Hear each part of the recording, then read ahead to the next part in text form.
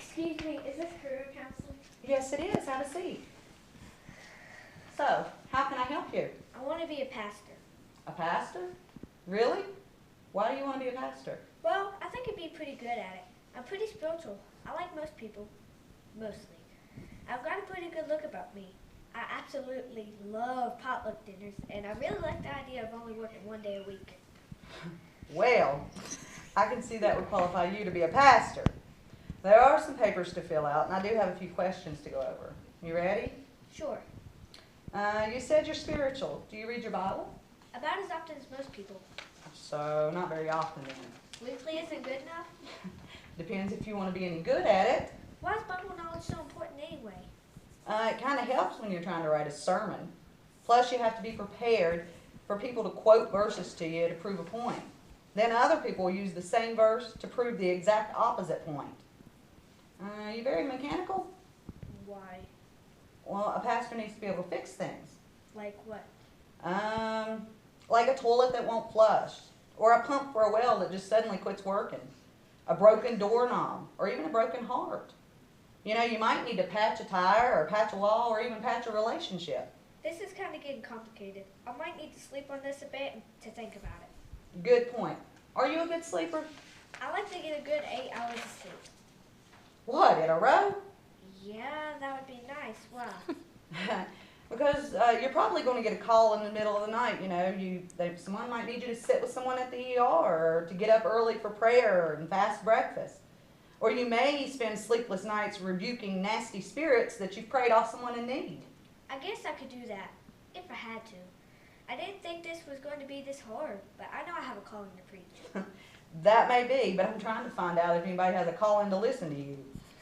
But that reminds me of another question, since you mentioned calling. Do you have a cell phone? Sure. With text messaging, a work phone number, email? Oh, and Facebook. Facebook is a must. Why? Well, because people need to be able to get a hold of you at all times. You know, to constantly ask for help, or prayer, or support, or to get you to decide about something, or to complain about something you've already decided on. And, of course, opinions. They need to tell you their opinions and, of course, tell you what yours should be.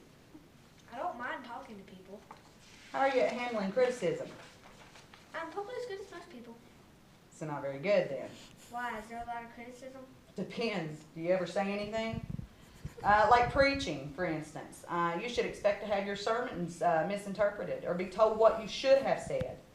And, of course, people will tell you exactly who that sermon was for, and, of course, it was never meant for them. Sounds like a tough situation. Well, try this.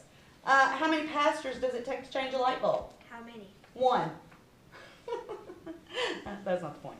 You see, there's people that'll tell you that it's about time, and they never like the old light anyway. And then you'll have some that'll tell you the old light was better, and they don't know why everything has to change. You'll have people that'll send you texts asking why you picked that particular light, telling you that there's 3 other lights that you could have chosen. You may have maybe one person out of the whole bunch that'll just be glad for the light and will actually warm in its glow. You know, I think I might try something easier, like brain surgery. Are there any benefits to this job? If it's just you deciding you want to do it, it's going to be a lot of hard work. But if it's God calling you to it, well, it's still going to be a lot of hard work. But it'll also be the source of uncountable blessings.